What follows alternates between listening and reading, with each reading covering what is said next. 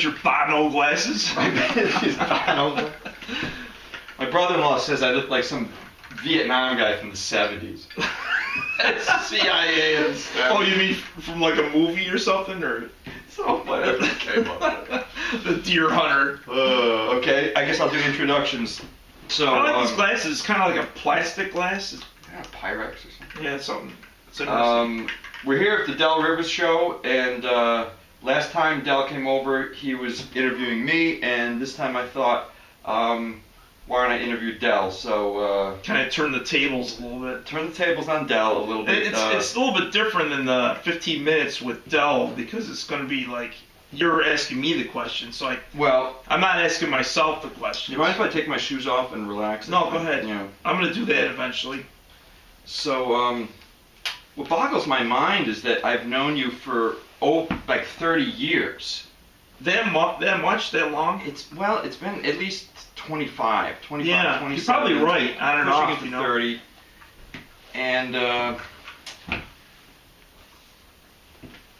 I had some things written down that I was thinking about that I wanted to ask you if you remembered. And when people like to point out to me, haven't seen me in a long time, how much I used to drink. Oh yeah, and you used to have a little flask in your coat. You never drank, and I remember you proclaiming once that if you drank, you would become a creme de menthe drunk. Do you recall that? I don't recall that. Really, I know. I remember that distinctly. It stuck in my mind. You know where the drink creme de menthe came from, or how I brought it up into conversation? No, I don't. Well, my grandfather used to like make mixed drinks. You know, he used to be an expert drinker. That's what you call. You'd be using like the De Kuipers brand creme de menthe. Yeah, you get the best creme de menthe. And you know, you do anything from pouring it over ice cream to put it in like liquors and stuff like that. And for some reason, I brought up the word. You know, it's like instead of using alcohol, it's like something else that's close to it. Okay. You know. All right.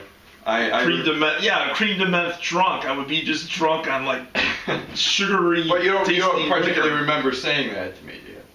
Not exactly, Okay. but I remember, referring the word. It's like coming close to the word. Back in the day, you were never a drug taker. You were never a drinker. You just seemed to be high on your own bandwidth, so to speak. At this time, various people were snorting a lot of things. I was not involved with this. That was not my thing. But I remember we were talking about this one time, and I do distinctly remember you saying that you could never snort anything because you had never actually even learned to properly gargle. Do you recall? I never been able to snort. I could barely gargle. I'm killing this guy, and I haven't even said anything yet. I'm just wondering if you could elaborate. Do you seriously you have not mastered gargling? I put a drink or like some gargling stuff like scope in my mouth, and what happens? It's just gonna go down all the way. You mean you'll just swallow it? I'll either swallow it or gag and like spit it out. That's the only way it'll go. I tried gargling, it just doesn't work. I tried using like regular water. Like how you mix like salt water when you get a cold or something. I have never ever heard of this. I've never Googled it, inability to gargle. I guess we could try that. Maybe for next week we'll try Googling inability to gargle, and we'll see if you stand alone or if there are others like you in this regard. But it's funny, you mentioned that the cocaine thing. When I first became a roommate, this is on Meg Street, I think. Back on Meg, An unnamed roommate who I'm not going to mention now because he doesn't do drugs. So continuously go unnamed. He was like a coke guy. I mean, he was doing coke and stuff like that. Everybody was. Like, yeah, everyone wasn't except a big deal. Everyone except you and me. Right. But I was an alcoholic basically, so I covered that. I mean, I never even smoked marijuana for that matter. I mean, I've been in situations where I've been in marijuana-filled vehicles, marijuana stadiums. Well, didn't you tell me once when you were a teenager you smoked it once and you wound up in a tree or you went kind of berserk or There was some vandalism involved. Police, there was investigations, but it never got that. You slipped the drag nets. Well, you know what we used to do when we were younger? They used to do things called shotgunning. Right. That's the big 70s thing, yeah. You know, blow it into your face so you get a contact high out. Someone give you a bad company shotgun. What happened is they went in the joint, blew up one of the seeds popped, and it burned me right in my chest hair, like right in the middle. It just landed right in the center. I still have a little scar, or I had. And one so you never smoked pot again. After that, I never really smoked pot or anything, or tried. You were afraid of the pyrotechnics involved. Right. There's pyrotechnics involved with smoking pot, especially if it had like seeds in it. You know. Okay, now. Actually, how we came to know each other, I'm going to go back. I was roommates with Jason and Greg on Meg Street. This was at least 25 years ago, let's say 27 years. And Greg was moving out, and we needed another roommate. And we had never met you. We didn't know who you were. He said, yeah, this guy Del Rivers, this comedian, he's coming back from Berkeley. And we had no idea. He said, he made out to be this big shot. We had no idea what was coming into our midst. And so that's when you moved in, and I think Jason and I fully realized that you were different when one day you came in with a plastic lavender-colored wastebasket, small, and you wanted us to help you cut eye holes out of it because you were going to wear this on stage. And we scratched our head and began to become intrigued. What were you doing on stage? Which then eventually led you to talking me into doing stand-up. Because that's what you were doing. You were doing open mic, comedy hell stand-up. I'm glad it was worth, doing at the time. I saw you go on stage with a bucket on your head, looking like one of the Fat Albert gang, with theremin-type music playing in the background, and I thought to myself, if this idiot can do it, I can do it. Honest to God. Well, I owe my half-assed quasi-career to you. To me, thanks. I don't know whether to thank you or not. But what it was, I just want to talking about your career in with Facebook and with the internet now, and you're on the internet and you pop up here and there. Yeah. And I know I have many old friends and know many people who they know who Del Rivers is, but they have never met you. Yeah. So you've achieved this sort of quasi lower echelon of celebrity. Right. Like on the internet celebrity. Under the underground. Well, you know what's so funny about it? If you type in Del Rivers, it goes up to like 2 million hits. Really? Yeah, it's like an astronomical amount of hits where I don't know. You could have a fan club in Tokyo and not even know about it. Exactly. Yeah. Just by the virtue of being online. And I was talking to an old friend of mine who lives in Arizona now, and he mentioned, I'm going to be talking to Del Rivers, and he was talking, and he said, I've never met this guy. So you're kidding me, It's just like 25 to 30 years of this, and when I lived in New York City, I don't know, your name just popped up in stories. And people said, I got to meet this Del Rivers guy. That's odd. Yeah, it was extraordinarily this is back then. Way back now, yeah. No, the guy from Arizona was recently. back then. Yeah. Well, the guy from Arizona was last week. Oh, okay. It was last week, he tells me, I still haven't met this Del Rivers. Huh. Even though he's known of you for 20 years. Yeah, tell him he's going to be bitterly disappointed.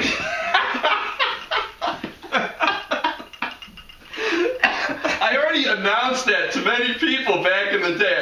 Like, this Del Rivers, and people who I didn't even barely knew would come up to me at a party. It's like, I heard about this Del Rivers guy, Yeah. It's like, he's just this inexplicable character. To tack on to that, every time I do something on Facebook, I still got these friends of friends that invite me to all these functions and everything. I don't know if they hate me because I never go to anything like that, but it's just amazing, how I get into invitations and stuff like that. Now, I wanted to ask you one thing that happens every time Del comes over here. As we're going up the stairs, he has what I just referred to as a psychotic moment that he shares with me. He says, he's always got something to gripe about, And if he comes over here and he doesn't have anything to tell me, I'm always bitterly disappointed. So as you came in today, immediately, what was your beef? You had a beef about the dog. The dog. Yeah. Tell me the story about the dog you were getting into. First of all, my brother and his partner, they're partners or whatever. They got like 2 or 3 cats in the house. Okay. And all of a sudden they want to get a dog. And they live in an apartment. You told me one bedroom. They were all going out to Victor or something to look at a $400 dog. I said, what kind of dog is it? And he said, I don't know, a cockapoo or something. Yeah, one of those weird small dogs, a little white or black dogs. And this is getting on your nerves. This is really getting on your nerves. Well, that part doesn't bother me so much. Did you have to drive them? Is that? No, I didn't drive them. It was my parents with my brother and his partner. All right. And the thing is, like, my parents all of a sudden jump in. Gee, I think we should get a dog. I'm living in the basement right now. They have no place to put a dog. Let you out. It's like, we're going to put the dog. It's going to be shitting in your sneakers. Yeah, it's going to be sitting on my bed, crapping in my shoes, pissing all over the place. And, I don't want to take care of a dog. I like dogs, don't get me wrong, but I don't want to take care of it. I don't want to be taking the dog out. So that was your beef. That's today's beef was the dog. You haven't had a really big beef in a while. Usually the beef has something to do with some psychotic individual, or family thing. It's someone new. There was the guy who was into cryogenics. That was for a while. Well, we don't mention names here. I want to throw a legal blanket. Many people will remain nameless. His name rhymes with that cartoon group, Bass Rankin. Bass Rankin. Now here's a little segment of the show which I'd like to call Ask Del or Memory Lane, and we have an old friend who will just be known as Fred C. Arbogast from Salem, Massachusetts, who wrote in and asked Del, does he remember his obsession with Little Debbie of the Little Debbie snack cake? Do you remember? I'm like the stalker of Little Debbie. I believe it was way back when you were the worst eater. You ate the worst food. Famous for these placid pale burritos that you'd heat up in the frying pan. Oh no! You'd stare at these things and you'd eat them just with a line of ketchup on it. It was terrible. It was a frightening thing to watch. You almost forgot about the microwave hot dogs. God.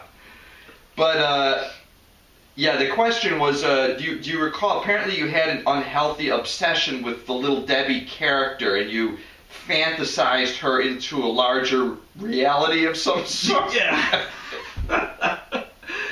Well, it kind of like went as far as enjoying the actual food itself. But you really did enjoy staring at the cartoon face. I'd stare at the cartoon face while I was eating the cream pies and. Because you did say that it was more than just the cream pie, the advertising, the whole. You really loved Little Debbie. Yeah. You really did. You talked about it a lot. I might have had like slight sexual. Yeah, but it was like you fell in love with the sugar and the advertising together. They bound together into a new element. It had a molecular force. Oh my gosh! It was like manna from heaven or whatever. Yeah. The expression is. He also wanted to ask, just like Susie. Do you recall your obsession with the steak on a stick girl? Steak on a stick girl. The steak on a stick girl. She was apparently she sold the hot dogs or steak on a stick. She was a vendor, and you had a crush on her. Oh my gosh! And you were always asking us, how can I get her to go out with me? You were obsessed with the steak on a stick girl. Yeah. And we said, just find her phone. I said, just give her your phone number. If she doesn't call, there's nothing you can do. And she didn't call you. You got pissed off, and you were seething. Yeah, I found out she was engaged or married or something like that. It kind of like broke my heart. You were. But she was nice. She was like. And I never met the steak on a stick girl, but you were quite obsessed for I think many weeks this month. Yeah, I never even remembered her name by now. It's so long ago. That's why I used to work downtown. We're gonna take a little intermission, and Del and I are gonna have a little bit of chicken. We're gonna relax, and we'll come back for part 2 of Memory Lane or Ask Del. Okay, sounds good. Just had my dinner, a little chicken, And as much Del, as I Del like asked chicken, me, I couldn't have any. Del, in classic Del fashion, if folks weren't here, he asked me, "You're going to ask me about the metal in the toilet." I had no fucking idea what he's talking about. So I'm like, metal in the toilet, and would you like to elaborate about metal in the toilet? And this is probably from the later years when I was in the same apartment when Fat Randy lived there. If you don't mind me calling him Fat Randy. No, I don't mind at all. You used to call him, Porcupine, Fat Randy, or whatever. But no, long story short, about the metal in the toilet. I don't remember this part. I would always do battle in the bathroom with a plunger and everything else because I would go to the bathroom and all of a sudden this metal would come out of the toilet. It'd be keys, paper clips, coins, quarters. Do you feel that you were giving off some sort of an unusual magnetic field? Yeah, it's like I had a magnet in my ass. I couldn't understand it. Just all this metal would come up. Did this really is there anyone that can verify this? Probably just Fat Randy. Okay. Maybe the only person. So I'm going to have to file this story under potential confabulation. But in order for me to get the metal out of the toilet, I didn't want to stick my hand in there. So I'd be there with any kind of tweezer type, thing to fish it out. Like I would scrape it along the edge of the bowl and it would fall right down. You know how you grab it with a stick. On to different subject. Some memories that I have of living with you is that you had these terrible temp jobs you were going to that you really hated. Oh jeez. And you'd have to get up very early. And I would hear you in the bathroom. I'd wake up and hear you cursing at yourself in the mirror. Stupid hair! You hated your hair, and you would say, "Why do I have to have fucking hair like this?" And you really were just in a rage. I hate going to work. Why do I have to go to this job? I hate this job. And you were just bemoaning your existence and station in life. Never changed. Every day, just cursing at yourself in the mirror, waking me up. I didn't mean to wake you up. I'm sorry about that. No, that's okay. I publicly apologize for that. You're forgiven. But what you really hated your hair. I remember you hated your hair. If I had good hair, I could get out of the house and not worry about it. In fact, it's sticking out. Thinking back at the time, maybe I even tried to convince you to use some Brill cream to go with the wet look. Yeah. But you had I don't know, like this. You had some kind of dry, crispy thing going on with your hair. It wasn't right. I tried using it for maybe 2 days. I would use not Brill cream, but it wasn't relaxed. Some sort of gel. It was lacking relax. Yeah. I think your hair was as tense as you were.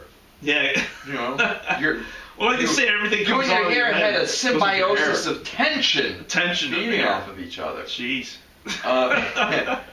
I also remember... My hair has changed over the years. I also remember you having difficulty cooking in the kitchen. I cooked a lot, and you were always jealous of my cooking, and you'd come in with those awful burritos. Oh, yeah. And I once remember you doing the dishes and cursing at the sink, saying, "Drain, goddamn you!" Like, really pissed. And I remember years later you did a character called the Pissed Guy. He's always pissed off. And I thought that I could see that originating from you at that time. You seemed really livid at every... You had these moments of fury. I actually heard somebody that I was sitting in the kitchen, not our house, but a different place where I lived out with some other guys. And you can hear everybody across the street or across the way. And I'm doing dishes. All of a sudden you hear this guy going, "I'm pissed, I'm pissed, I'm pissed, I'm pissed." And the guy is couldn't think of adjectives or any words to describe his anger and his frustration. So he just kept saying pissed, pissed, pissed over and over again. Jeez, sounds like kind of gave me to a mental breakdown. Yes, it was. It's like we're ready to call the cops. And that gave you the idea for the pissed character. Yeah, which I use in different characters. Which I think everyone at some point in their life reaches the point of being just ultimately pissed. And, yeah, they reach the bitter end. I guess it's like those 5 minutes before the heart attack. Right, and Those are people who, God forbid, sometimes wind up in the news being described as disgruntled after they've killed a few people in themselves. I was just gruntled. I wasn't disgruntled. I wasn't completely disgruntled. Just gruntled. Well, let's see. We'd like to mention the fact that you've. I always ask you how your feet are doing because you have this rare neuropathy condition in your feet. It causes you a lot of pain. Idiopathic, which means the doctors don't know what's causing it. Right. That's what they said about my cerebral hemorrhage. It was idiopathic. It's no known cause. They can't pin it down. They don't want to. Right. In other words.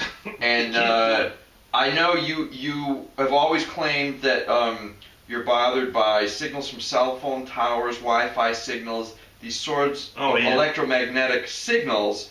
And I know you're not the only person to claim that. There's a very small group of people in the United States that are even more sensitive than yourself. They live in West Virginia or something. That's right. There's this little area in West Virginia where they live. Well, you know what's so weird about it? Go ahead. No, go ahead and talk. I want you to talk about it a little more. Explain it to me. Well, it's the worst time is at night, which is how like when the clouds in the sun go away, you pick up the signals on a radio more pronounced than like an AM radio, you can pick it up. I think it's the same thing with the cell phone towers. What does this make you feel? Electrical pollution. What does this feel like? Because when I lay down on either, how it's like they have a y-axis and the x-axis. Right. When you're laying flat, you pick up the signals going straight across, and it makes my feet spasm, like legs. Really? Yeah. Like it's sort of like restless leg syndrome, but it's worse. It's like tenfold. But it's not just that you're laying down that causes this. You feel electrical signals. I can feel a hum in my head. Do you do indoor appliances do like a refrigerator? No, nothing to do with a refrigerator. No, I know the difference. Okay. Because I remember you were talking about this, and I was saying that I have a very noisy refrigerator, and it gets up to this high-pitched noise. I'm accustomed to it now, but I do find it annoying sometimes, and I'm glad when it goes off. It's sort of related because it is electrical based. The bandwidth, it feels very high somehow. It's high-pitched noise. It's very unnerving. Yeah, it could affect you that way. Yeah, well, I've heard people say that bothers them. People who I get a low hum that I have no control over. Only if I put like pillows over my head and block it out somewhat. And I believe I did ask you once if you ever did wrap your head in foil. You said you tried it and it didn't work. I actually tried doing that. Yeah, and no help. No, it didn't help. It didn't bounce the rays off of it or anything. What are your theories about this? I think there's large cell phone towers. To see those things that look like things cropping out of the ground. When did you start to realize this? How long ago? Oh, probably about 4 years ago. 4 years ago, yeah. I first started on when they had this big cell phone tower on top of not Pinnacle Hill, but near there. Right. And I could feel the vibration inside the room I was in. The Do you know anyone personally who shares the sensitivity? Couple people, but I'm kind of the exception a little bit. I actually could feel like signals, like turn my head a certain way and predict the direction of it going. Well, it makes me wonder what kinds of effects these things could be having on people that could be very subtle and people really just are not aware. Oh, yeah. That's why I think Alzheimer's comes from. Alzheimer's and autism and all that stuff. Well, that stuff was cause. But that stuff was certainly around before cell phones. Right, but it's more prominent. It's kind of like. So you think the increase in these things, increase is caused by it. Right. It's not the sort cause. Of pushing the increase a little bit. It's like an agitator or something that causes the agitation. Do you have any particular theories or evidence on it, or just a hunch? Is it like a? I don't have any physical. I don't have a electronic meter that can measure it. Right. But I bet you if they took one out at 3 o'clock in the morning when it happens, they could. I know you had this other apartment where you said it bothered you more. How's it? Has you been sensitive to any of that lately? Not as bad. I mean, it was actually pretty bad when I lived on the other apartment. Right, I remember you saying. Because it was closer. How have your feet been doing lately? How's it? They just spasm. Yeah, they get spastic. In fact, I'm going to see a doctor that works on what do you call it? Restless leg syndrome. Yeah. So I was trying to encourage you to see people that are more specialized and really Yeah, you know, that's what I'm working hunt down on. the right people to look at. I actually might go to a sleep clinic. You know, where they put you in a bed and they kind of see how you're sleeping. You know, that's not a bad idea. Because that's the main cause of my problem. When at night I can't sleep or anything. So you think that's making everything worse. Yeah. That's not a bad idea. At least they can measure things and put, you know, things on you to see, you know, like, I don't know what they call them, like, what those sticker things that go on your chest? No, you know, I don't know the exact name. Like if they do an electrocardiogram or something. Yeah, like exactly. They can check out, you know. So, but otherwise, since last time I saw you, no improvement in your feet? Any difference? Same? Despite the medications. I mean, medications help a little bit. New medications since the last time I saw you? No, about the same. You were just starting something new at the time, I think. Yeah, and you really don't know how to fix it. Have you ever tried Dilaudid or something? What is it called? I asked you. Is it like a new generic drug? No, you've never. No, it's an old, very addictive opiate. You've never done any Vicodin or painkillers or anything like that. Not yet. I mean, you're working your way up. I'm working my way up to like Oxycontin. Yeah, I've often. You said you never wanted to go near that stuff. You've never been a drug person. Yeah, it's the first time I've been on drugs legally. Yeah, like you're very wary about the possible addictive potentiality of these substances. Yeah, exactly. Right. Yeah. But on the other hand, you're putting up with a lot of pain. Right. I mean, here's the thing. Here's the rub. You want to be addicted to painkillers that kill the pain, or just live through pain. So you're really making the choice to not invite potential addiction, knowing that eventually the painkillers are going to stop working. They work for a short period of time, and then they stop, and then it's already been like that. Even with the stuff I'm taking now. So, and you're taking now some more newfangled medication, trying to address. That's all they could do. Right. They can't do nothing else. Right. Other than cut my feet off. I mean, they could do that, but I haven't met anyone that's got like a chainsaw, with. Chop the old feet off. To ask you about UFOs, you always. I don't know if I could say that you've been a UFO enthusiast over the years, or. I'm very enthusiastic about them. As I mentioned at the beginning of the show, we did this sort of a UFO comedy skit, UFO-ish comedy skit many years ago, and you've gone to some conventions and whatnot. In the last year, anything UFO related in your life? Anything you've learned, and any new thoughts about extraterrestrial? I'd like to say I had learned some things about it. I've been reading a couple books. There's one called After Disclosure. It's not Back to Von Daniken. They're all in the same club. The astroarchaeologists. Astroarchaeologists. Okay. I didn't even realize that was the name. I'll remember. They're people that are into like UFO stuff or ancient aliens are starting to bridge the gap with the new guys, the new UFO type people. Mm-hmm. And there's like a new book that came out recently by Richard Dolan, who lives in Rochester, called After Disclosure. I don't know if you heard about that one. It basically talks about what would happen. I'm not interested in what other people's theories are. I'm interested in what your theories are, what your personal belief.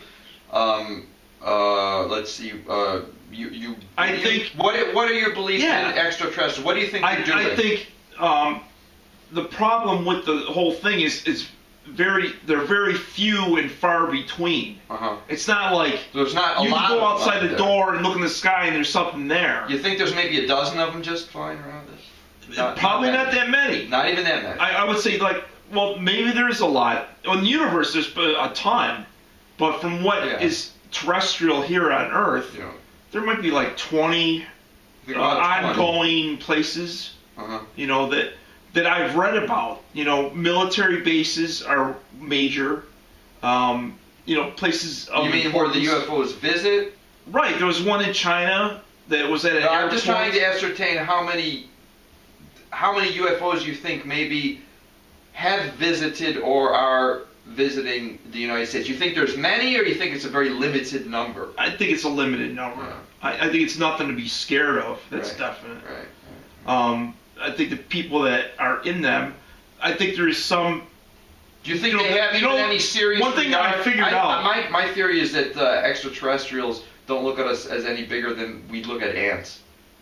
Not really. No, they take us more seriously. You think? Yeah, to some degree. Yeah. There's I think the reason why a lot of them go really fast without, they can't explain why they go so fast, is they're not run by humanoid type beings. They might be machine operated. I remember years ago our roommate at that time, Mr. Jason Brown, rather infuriated you by making fun, I think, of potential UFO technology, you dismissed him by saying that I think he was talking about ray guns, and you got pissed off. Said they don't use ray guns, stupid. They use mind things, mind control, and and he mocked you at that time. But I did understand what you were talking about. That it's to another level.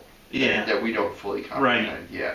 He was giving us some kind of burn mumbo jumbo, and you were his going mom for it. believes in UFOs. She was like a believer in UFOs. She was a believer, yeah. His mom was a believer. Yeah, but he was a skeptic. He was Jason's a classic skeptic, yes. Yeah, certainly.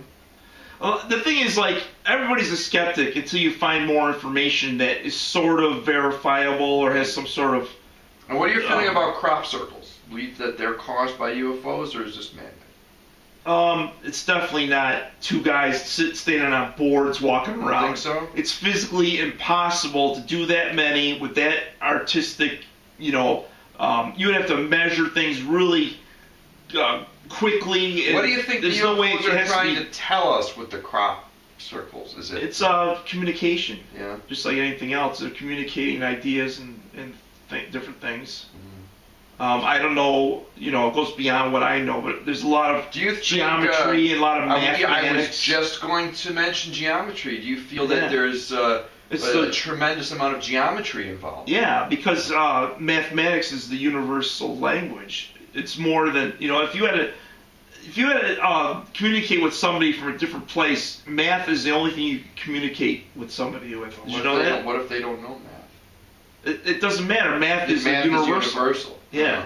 I mean, 2 + 2 equal. I mean, you could ask me, 1 + 1 doesn't really equal 2, but mathematically, if you have a language, it would work. I always thought that your celebrity was mathematically in the lower integers of celebrydom. It's sort of like the denominator and the what's the one underneath? The numerator. Yeah, you were definitely not the numerator. Negative integer, little.